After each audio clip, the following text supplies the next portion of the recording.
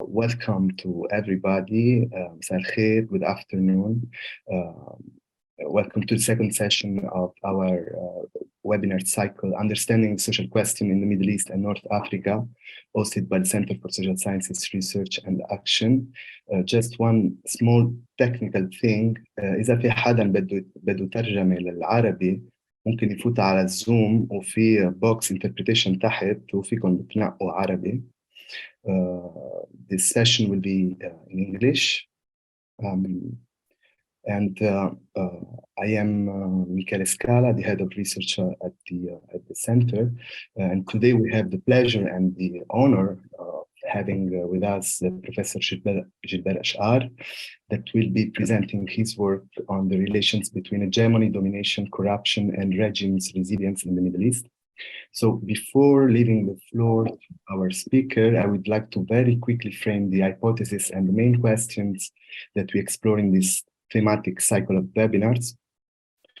We start from the founding remark that throughout the successive waves of protest that characterized the last decade in the Arab countries, demands for dignity and social justice have represented among the common denominator of the Arab uprisings.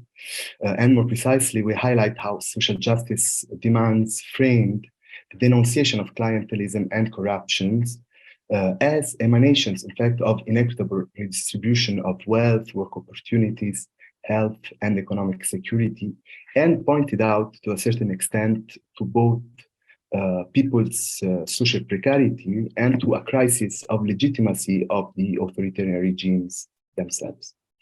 A wide set of works have stressed the genealogical and processual nature of the uprisings, also highlighting their intimate relation with a broader and still unfolding in fact, process of disaggregation of the political and social contract within Arab societies.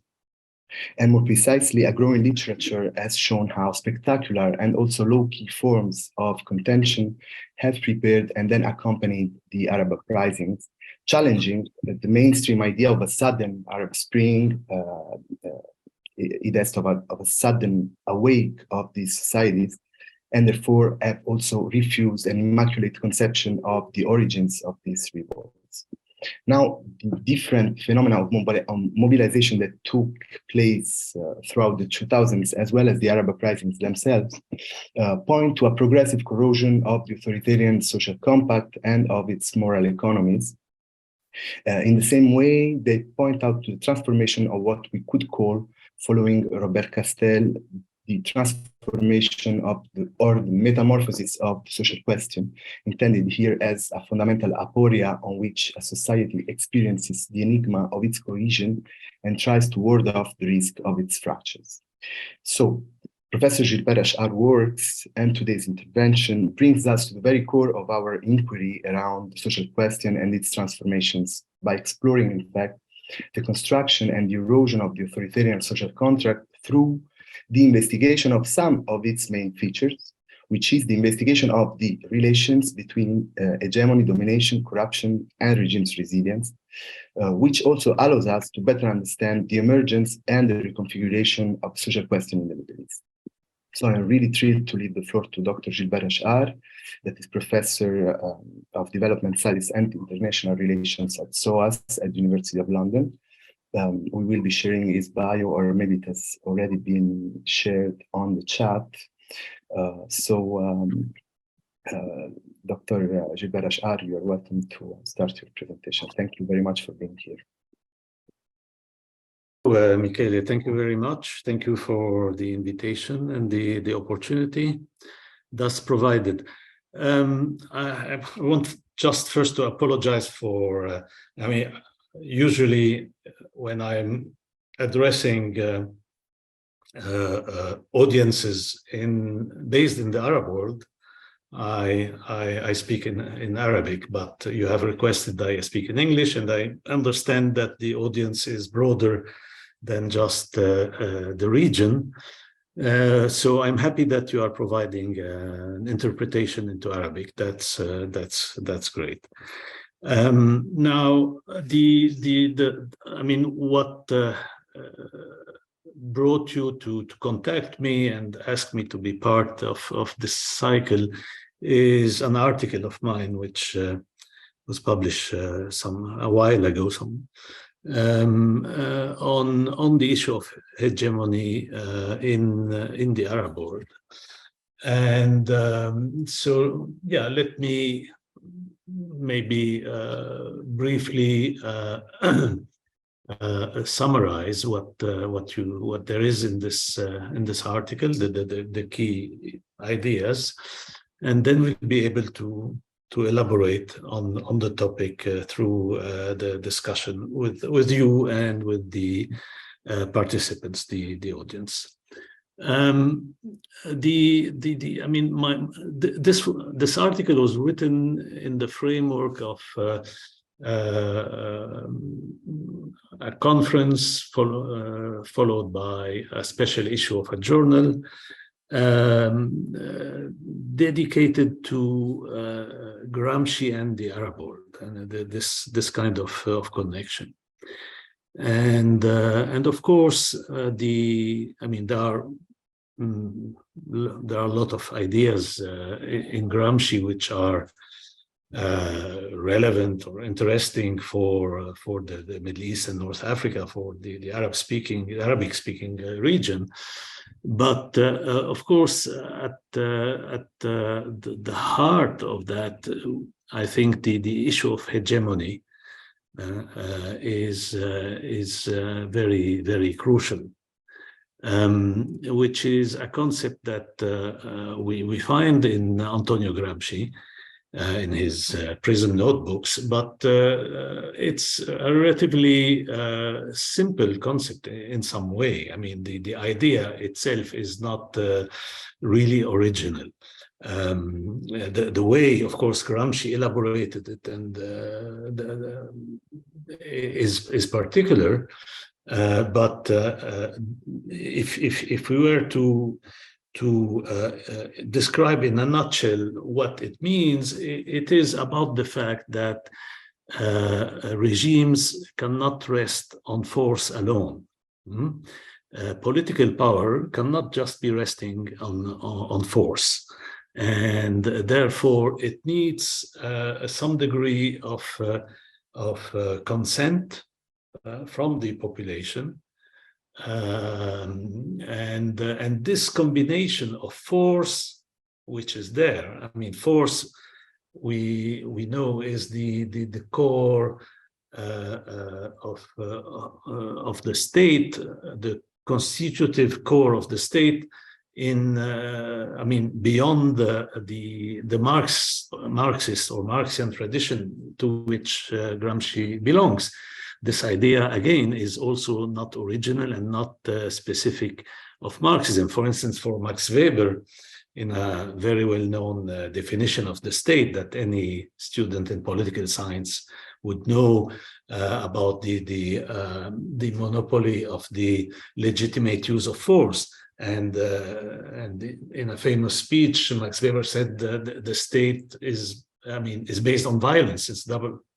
Political power is violence. So this idea is there, but in every, let's say, political sociology, which is serious, you have this emphasis on this combination of force or violence and what we could call legitimacy, that is consent in the eyes of those who are governed. That is, this consent by the governed towards the power is crucial. And so I mean, if you take Weber, this is the idea. The idea of domination, as he calls it. And here you find different terms used by different authors to mean different things. Like the term of domination, in Gramsci, that means force, coercion. In Max Weber, domination is the name he gives to maybe what comes closest to the idea of hegemony in Gramsci, that is, the legitimacy of the existing rule in the eyes of the governed. And then you have different forms of the domination, traditional, charismatic, legal, rational. That's in Weberian political sociology. So just to say that this discussion is broader than just my starting point, which was Gramsci, but that was based on the discussion of Gramsci because of the purpose of the event to which I contributed. And from there, I thought that it would be good to discuss a very well-known book, the book of Naziha Ayyubi, which was published in the mid-90s, Overstating the Arab State. And that book deals with these categories, the Gramscian category, in stating that the Arab state, and already, I have a problem with using the Arab state in the singular, because you have a variety of very quite different states in the Arabic-speaking region. So the idea in Ayyubi is that the central idea is the Arab state is feeble. It is hard. It can be fierce, but basically it's not strong. It is feeble, and by this he meant that it lacks hegemony in the Gramscian sense. In other words, it lacks legitimacy in the eyes of the people.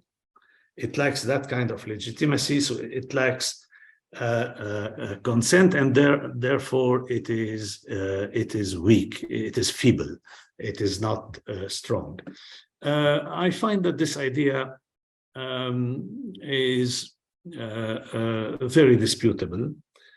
And now we have been also into a major experience of uprisings in the Arab world. And we can see how resilient the state system is. The states are.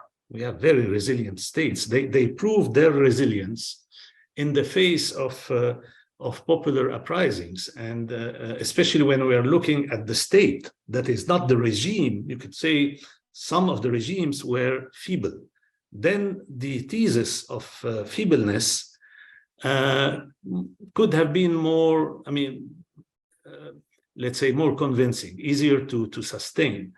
But since we're speaking of the state, so that's a different matter. That is, for instance, the fall of Mubarak can be seen as the fall of a regime.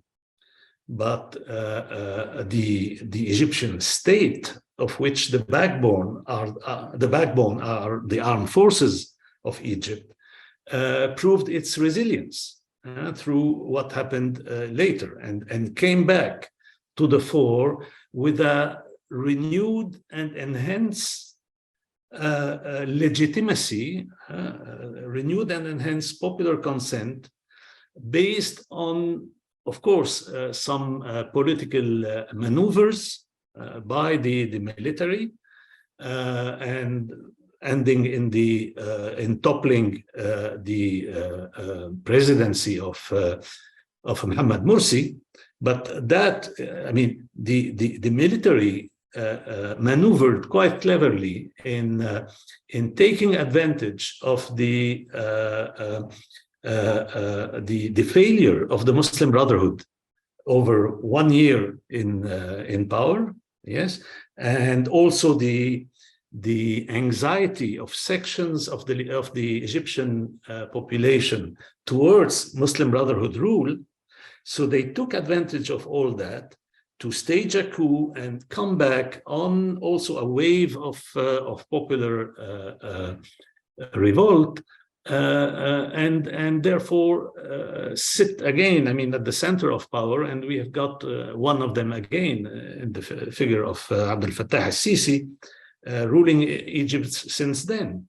And so that shows that this idea that the state is feeble is not convincing. You could take another example, which is closer to Lebanon, of course, is Syria.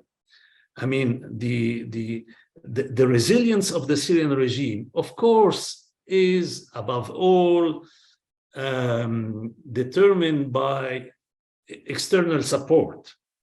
First Iran, then Russia, right? And without this external support, it is most likely that the Syrian regime would have collapsed. But the fact is that the regime got the support, but it managed to keep a segment, an important segment of the population on its side. For instance, you have often description of the Syrian regime as Alawite regime. Well, if the Syrian regime had only the Alawite as a social base or social political base, it would have been toppled long ago. I mean, because this is what we're speaking of 10, 12% of the population. But it is a fact that there is a part of the majority, the sectarian majority of Syria, that is the Sunni population, is also backing the regime for various reasons, including the rejection of what emerged as the alternative to the regime. And this was a trick of the regime, exactly like I said about the Egyptian military, how they maneuvered cleverly to recuperate their hegemony. You could see how the Assad regime in Syria did everything it could to favor the development of jihadist forces among the opposition, to push the situation in the direction of war, civil war. And this emergence or even this dominance of jihadi groups in the opposition was repulsive to a very important section of the Syrian population. Here, I'm speaking of the Sunni. I'm not speaking of the minorities. Of course, the minorities, you start with the minorities, but even part of the Sunnis were not attracted to that, let alone other issues here. So all this shows us that this idea that these are feeble states is not corroborated by facts, by even the historical experience of the most important political upheaval that this region has ever gone through, at least in modern history, right? So that's the key point. I think we have to be much more perceptive of the various tools, hegemonic tools used by the Arab regimes in place, and it depends where and the states that exist. But there are many. First of all, we can't look at all populations as being a single homogeneous entity. As we know, we have different forms of horizontal differences in the region: sectarian, tribal, and the rest. And here, this is a very classical way for the regimes to guarantee some social political base, which goes, it's an idea, it is so obvious in tribal societies that Ibn Khaldun, you find already a full theorization of that in Ibn Khaldun in the 14th century, and the idea of asabiya. So the regimes, of course, cultivated certain forms of asabiya: sectarian asabiya, tribal asabiya, regional, asabiyat of various forms. you have this, and we could see how this could play in the face of the Arab uprising, of the what was called the Arab Spring and the later uprisings of 2019. You have those intermediate forms of or tools of hegemony that Gramsci himself mentions, corruption and fraud. So the regimes also buy, especially those who have oil rent and all that, they buy themselves a social political constituency. So it's not all the population, but it's a segment of the population which they try to ensure as supporting them because of a joint interest, common interest.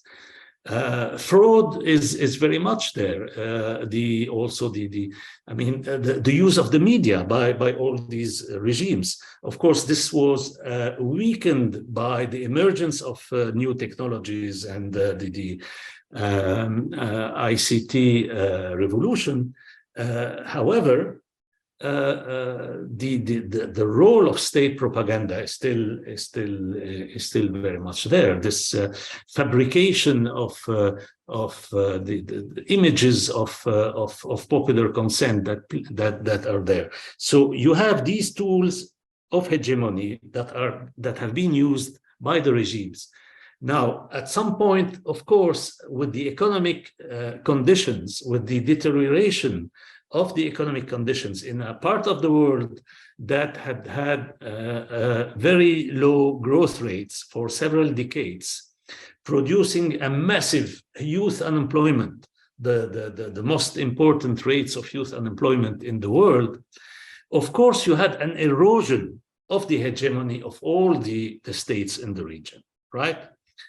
And this erosion culminated with the Arab Spring, what was the explosion, the beginning, what I described as the beginning of a long-term revolutionary process in 2011. But the regimes that had not lost all forms of hegemony, and they resorted to tricks and maneuvers to re-strengthen some of their strong points against the weak links in the chain of government, and eventually, with the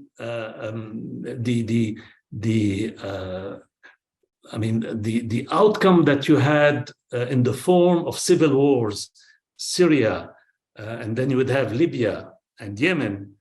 This created a new hegemonic ideological tool for the regimes, which is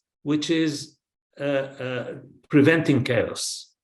And this provided new hegemony also for many of the regimes, where when the message of these regimes after the first wave of what was called the Arab Spring became it's us or the chaos.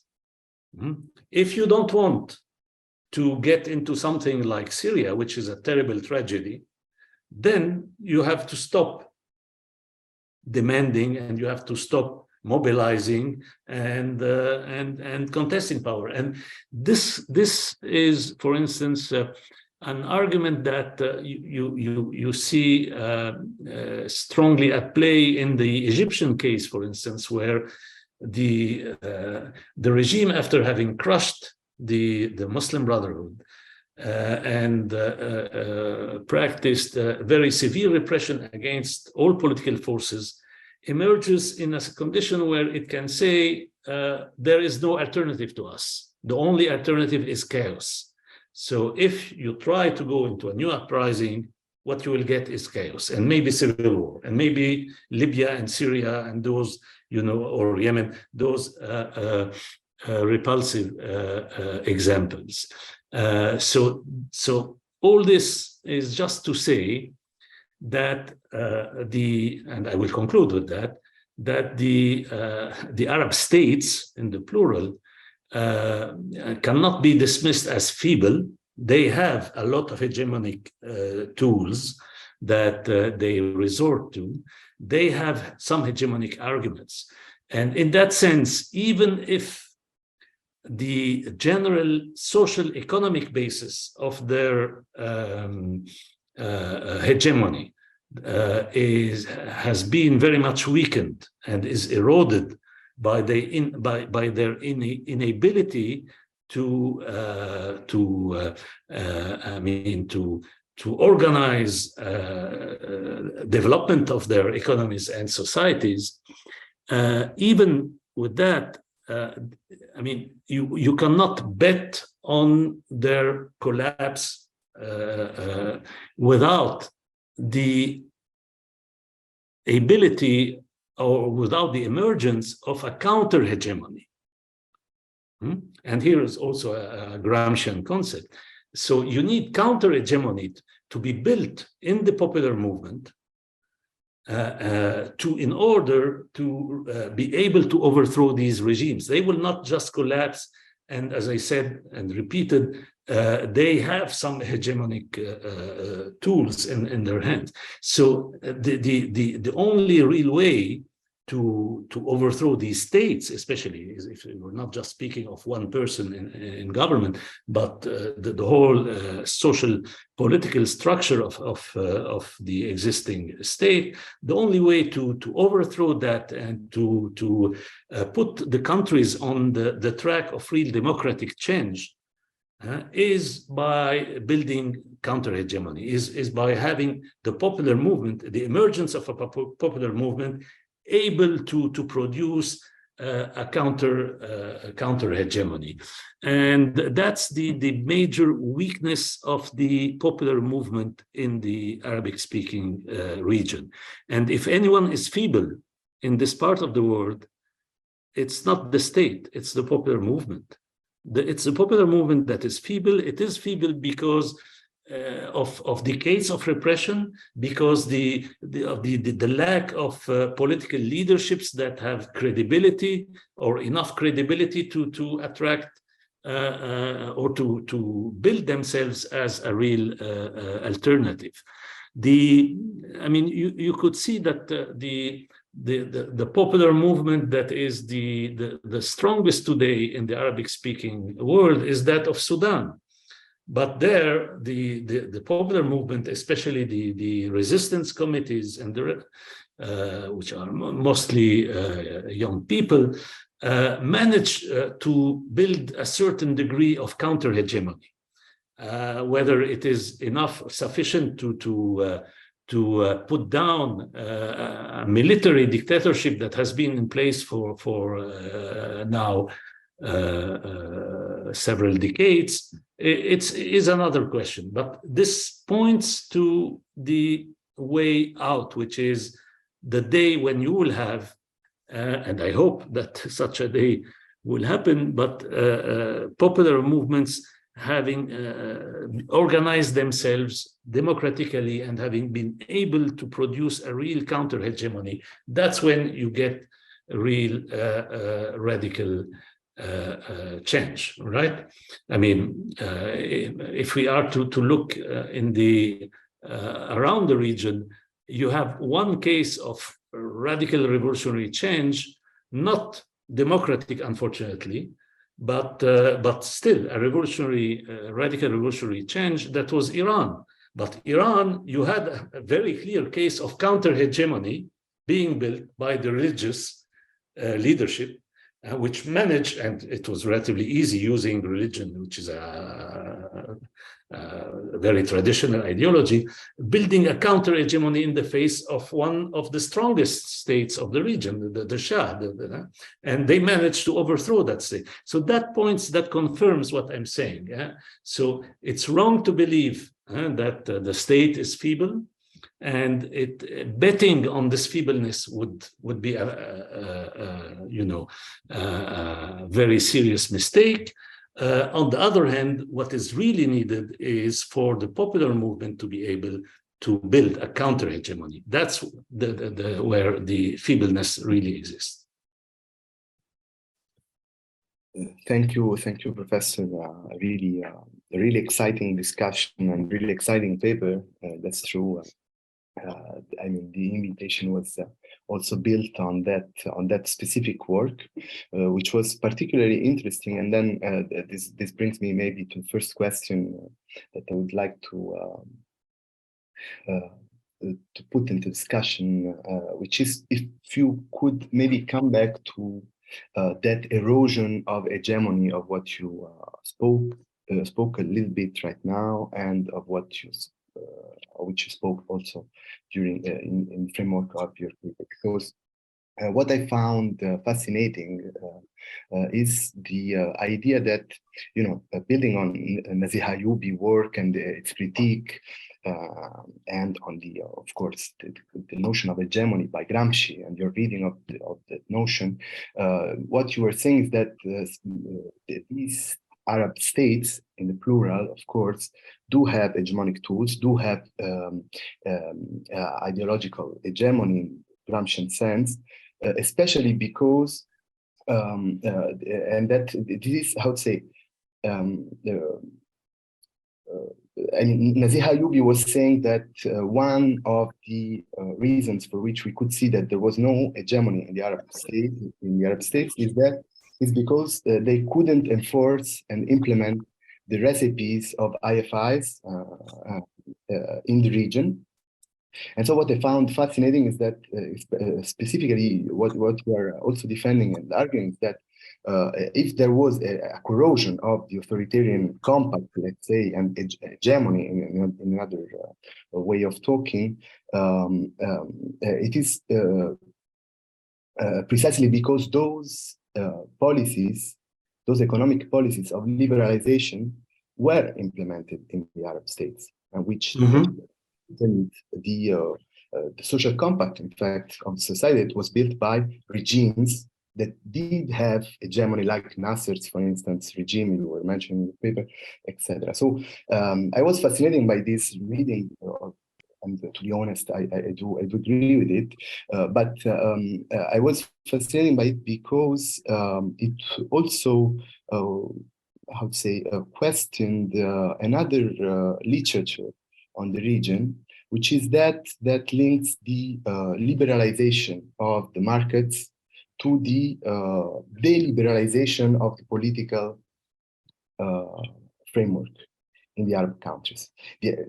Of course, I am not explaining this to you, but for everybody that is here in the room, maybe this literature is interesting because it was countering the idea brought forward by the Bretton Woods institution that economic liberalization would bring to political liberalization in the Arab countries, and so that democratization from below would come by the liberalization of the economy. So this wide literature have shown how actually these liberalization processes and austerity going with it actually didn't bring to democracy. On the contrary, they brought to the transformation of the authoritarian regimes, and there also, how to say, and to the a further deliberalization, political liberalization. So I wanted to understand, how do you situate within this, this debate about,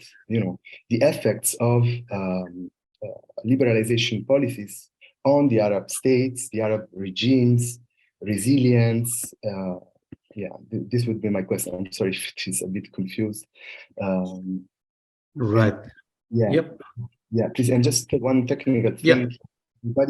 If anybody wants to take, wants to ask any question, you are more than welcome to do so.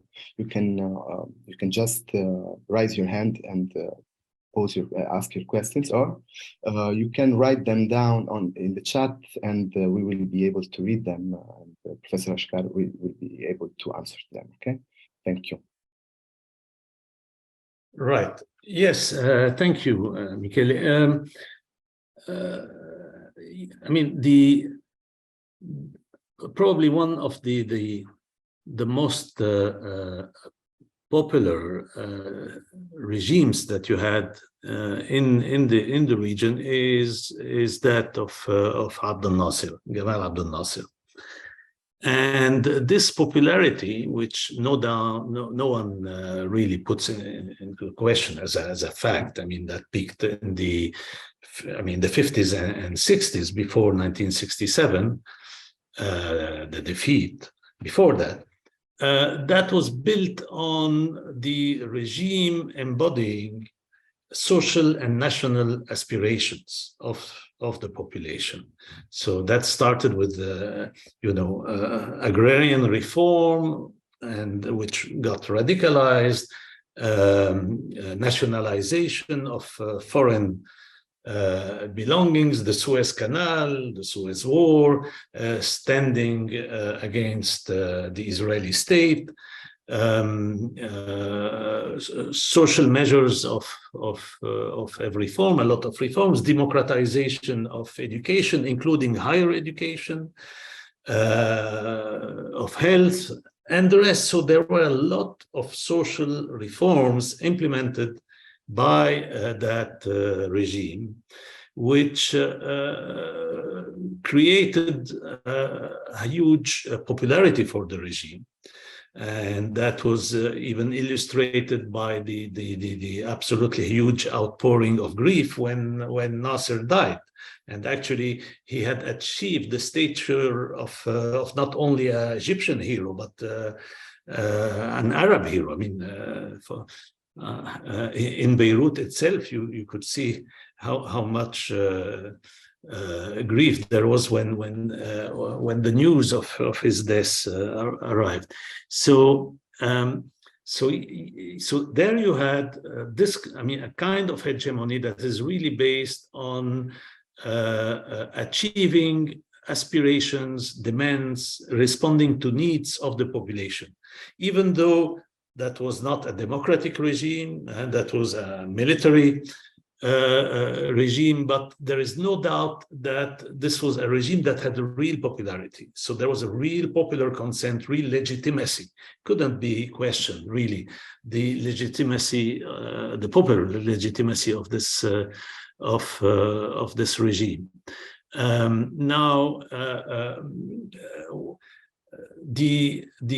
The shift, the economic shift, which came along with also a global shift in economic paradigm from developmentalism for the global south, from developmentalism to all the neoliberal recipes, the Washington Consensus, as it was called, and that these changes were mostly implemented globally in the 90s and also in the Arabic-speaking region, although it had started quite earlier in several countries, one of them being Egypt after Nasser, under Sadat. These measures dismantled this social network, dismantled the social economic benefits accumulated by the previous regime, which were a real basic ingredient in the hegemony, in the legitimacy of these regimes. And so you had the beginning of this erosion of legitimacy. When Sadat tried to, increase the price of bread and all in 1977, so he had been less than 7 years in power, he was faced with a popular revolt, the first popular revolt in Egypt since before the military take power. Military took power in Egypt in 1952 in the wake of popular, riots in Cairo.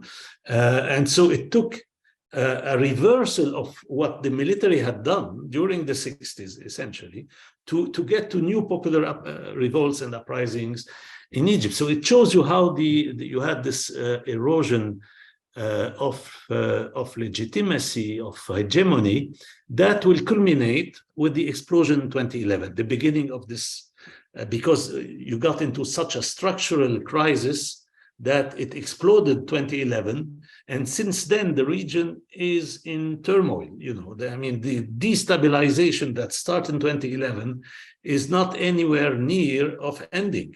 You can see there's no stability in this part of the world any longer. after 40 years of dictatorial, despotic stability, you got into this long-term destabilization that started in 2011. Now, faced with that, with the most encompassing, the most comprehensive kind of legitimacy, the regimes have deployed other tools of legitimacy, including that of their specific social political constituencies, you know. And here, I mean, I mentioned Ibn Khaldun, but indeed the idea of asabiyya as a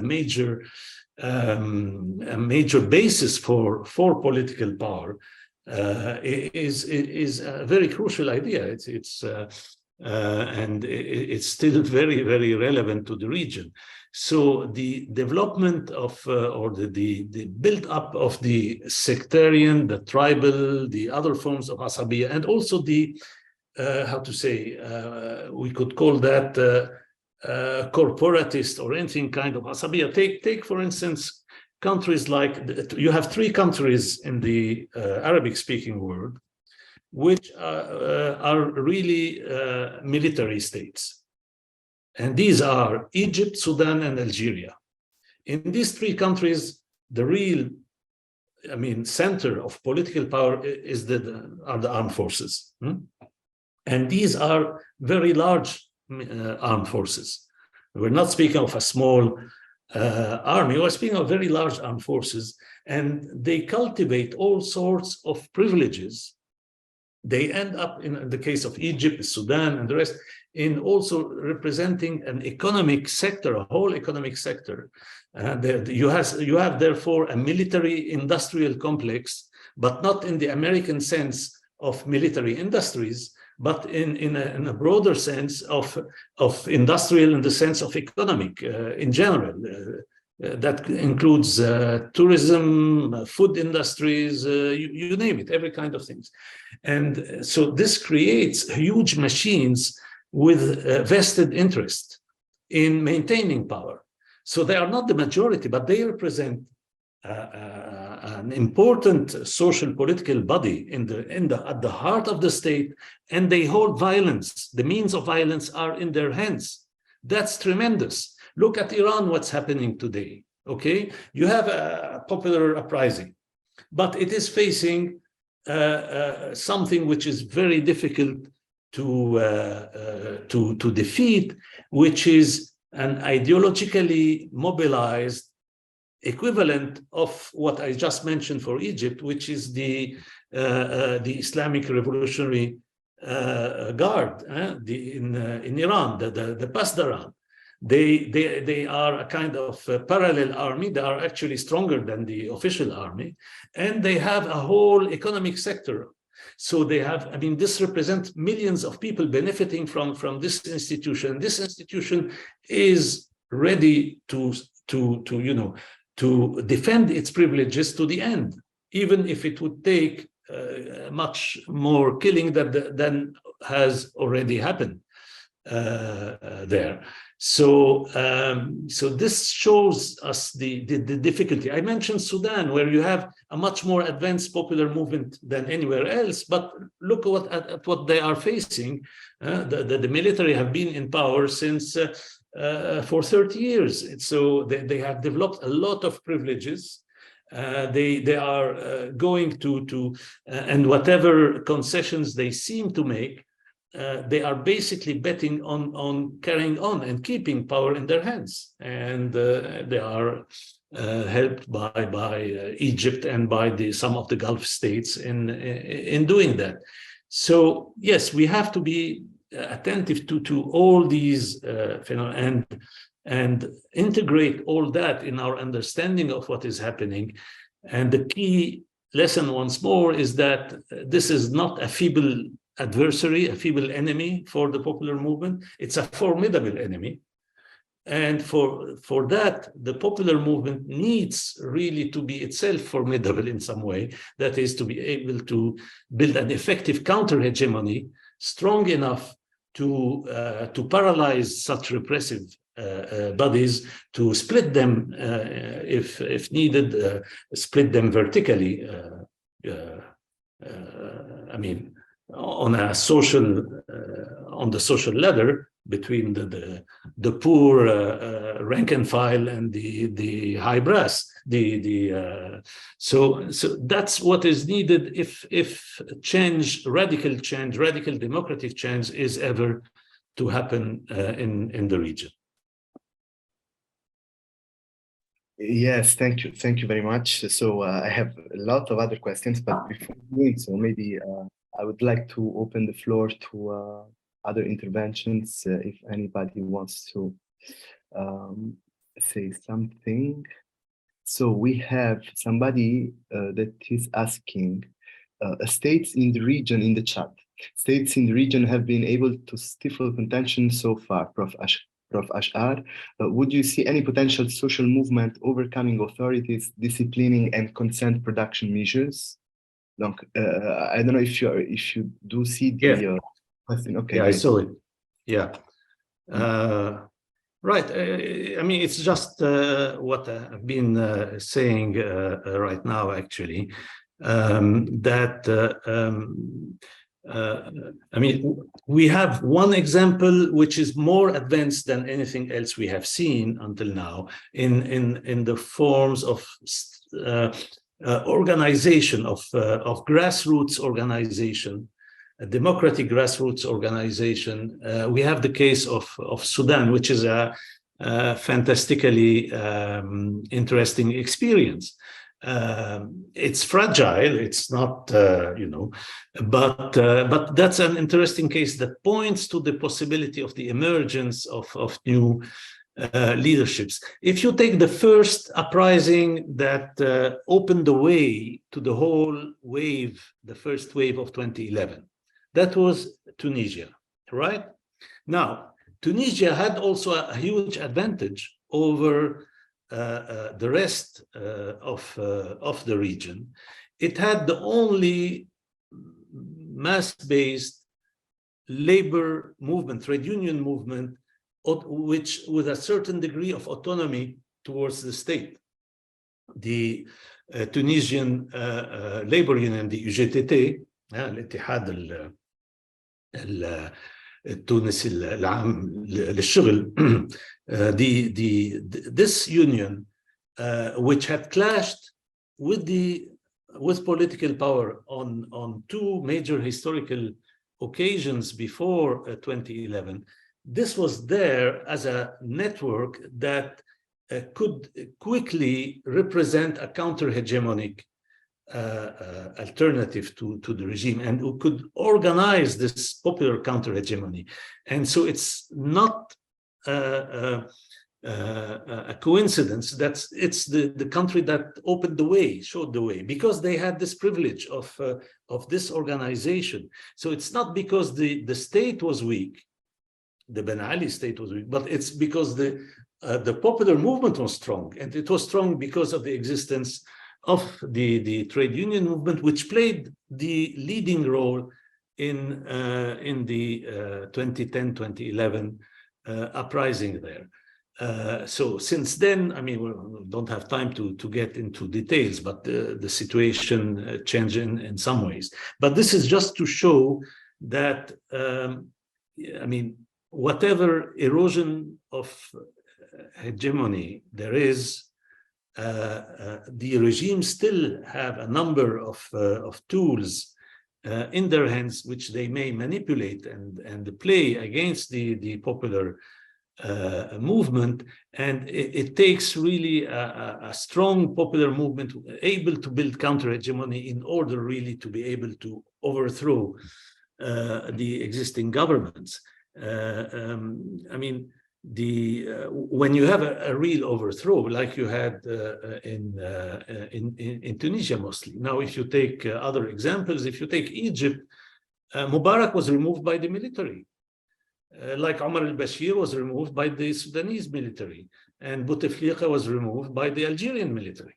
So, of course, on the background of popular movement, popular uprising even, but they got rid of the hot potato, if you want. I mean, the ruler, when the ruler became completely discredited, they got rid of of him in order to preserve their power and use their remaining hegemonic tools. So yes, so that's it. I mean, no one can, predict the future. And I always say the only safe prediction you can make for this part of the world we are talking about is that there won't be any stability for a very long term. We entered into a long-term destabilization, long-term revolutionary situation, long-term revolutionary process. That's the only prediction I believe to be safe.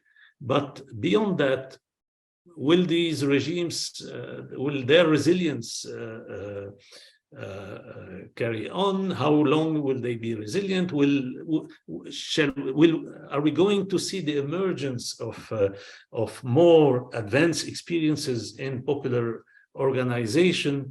That's a big question. Depends. Depends on also the political leaderships that emerge, political forces, the ability to overcome some of the obstacles like sectarianism. I mean, take the case of Lebanon, and there are many others. So these are, big question marks to which I think no one has any answer, because it's about the future and an unpredictable future. Yeah. So anybody else that would like to ask a question? أكيد فيكم تحكوا بالعربي إذا بتفضلوا. إيه طبعا. Okay, so far no more questions. So we still have 6 minutes, especially because the interpreters will have to leave us at certain points. Sure. So maybe just one more question on my hand. I am also always in the if you want, in the same thread of the question that I was trying to ask before. So we are now seeing again the same situation that we had experienced for a long time, which is that of economic crisis, especially in the case of Lebanon, of course. Financial collapse, etc., in which the recipes that we hear about are always the same that we heard during the bread riots, the so-called bread riots of 77 in Egypt, or in 84 in Tunisia, or the Jordanians one. I mean, which is privatization and liberalization, austerity, etc., etc. The same, in fact, reasons that brought to the 2019 social movement in the end of the day. I mean, at the end of the day, at least in the very beginning of the movement, these were the main issues that were raised by first mobilizations. So what would be, in your opinion, the consequences of these policies? First of all, will they be implemented? Because one of the things that you were saying in your paper is that the Arab regimes were very careful in not implementing those part of the recipes that would really jeopardize their hegemonic tools. Right. So, yeah, I mean, yeah, that's, look, we have a perfect example of the falsity of the idea that economic liberalism or neoliberalism engenders political liberalism, and that they go hand in hand. That was the famous thesis of Fukuyama that became bestseller, The End of History, and the rest. Well, when you look at real history, it's quite different. I mean, the first massive experience of implementation of neoliberal recipes was in, I mean, especially if you look at the Global South, it was in the wake of a bloody coup d'etat in Chile, 1973. The coup in Chile opened the way to Chile being ruled by the Chicago Boys, as they called them, the product of the monetarist school in economics, and I mean very neoliberal minded, and they applied what you could call shock therapy to the economic conditions. So it took a dictatorial power to do that. Now, if we move to our part of the world, take Egypt. We mentioned Egypt. the regimes after Nasser were extremely cautious in, implementing the kind of measures that the international financial institutions wanted them to implement. They were under permanent pressure of the International Monetary Fund, of the World Bank, in order to implement those recipes. And mind you, there are the same recipes, and that shows you how dogmatic it is, because the World Bank and IMF, they imposed exactly the same recipes for every country in the world, whatever the conditions. I mean, that doesn't take into account the specificities of each country. Now, the regimes, take Egypt, the Sadat, had to backtrack in the face of the popular revolt in 1977. Later on, you had one also under Mubarak in 86.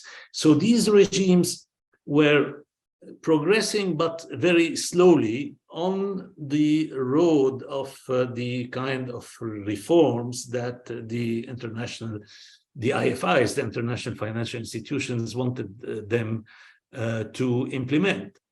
And the first full-scale, massive implementation of the IMF requirements came under who? Under Abdel Fattah al-Sisi, which is the most repressive regime you have had in Egypt for a very long time. I mean, compared to Sisi, Mubarak is a liberal, politically a liberal. That shows you that the implementation of such measures in the global south, they actually go most of the time with repression, because you are breaking the social safety net that existed. You are dismantling a number of social gains, and of course the people will fight back. They would not accept that.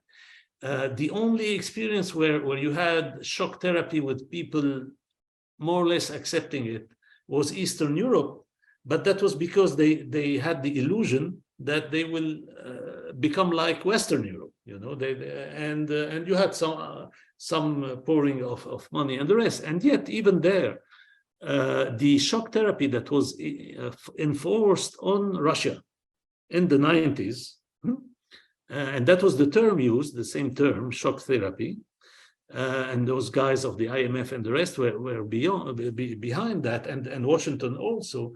Well, it produced Vladimir Putin. It produced such a social popular resentment that it laid the ground for the emergence of an authoritarian nationalist regime, which is what you get now. So that's the issue. I mean, the neoliberal transformation is not creative of social cohesion. Now, in some cases, there are a few cases where the neoliberal economic transformation opened the way to some economic growth and fast growth, and created, therefore, some ground for hegemony, increased hegemony. Now, against those few cases, you have a lot where you had this erosion of hegemony that we mentioned, and the Arabic-speaking region is a great illustration of that. And then that's what you have. I mean, these measures in the region, I can't see absolutely no way for such measures to be implemented with the consent of the population. I can't see that, except through force, as we have been seeing. And second, to lead to the results that are promised. We have already 3 decades of gradual implementation of such measures, and it only created a massive social problem. As I said, the highest rates of youth unemployment in the world are in this part of the world. So this is a huge failure that shows that these recipes, even if you can point to here or there some cases where they produced some positive economic results, not in the Middle East and North Africa. And there are no conditions for such measures to produce the kind of results that are promised. Yeah.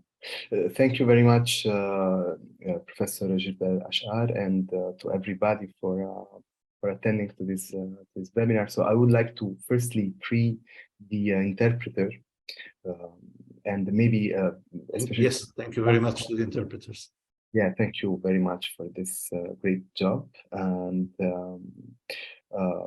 just maybe there is this last question that was asked. I don't know if you would like to take 5 minutes without the interpreter to answer this, maybe in Arabic or in English as you wish.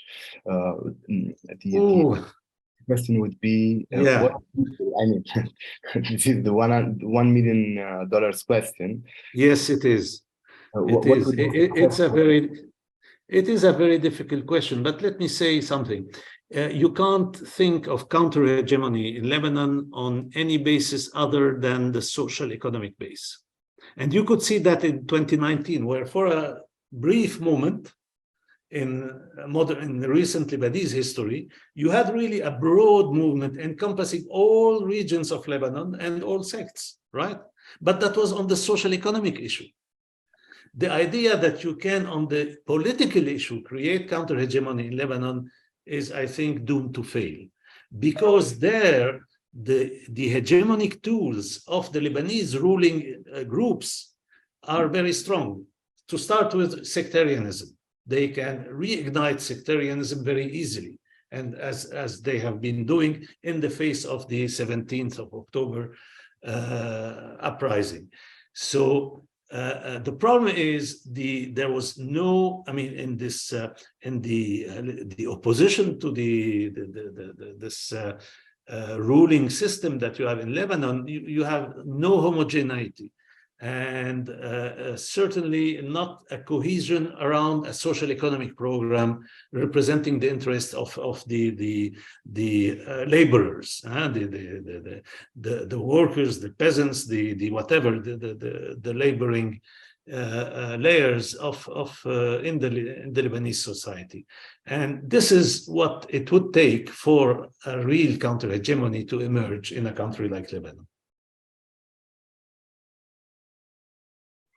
Thank you very much, Professor. Thank you to everybody for attending to this webinar cycle. We will keep you posted about the next sessions, and so feel free to send ahead of sessions your question to the speakers.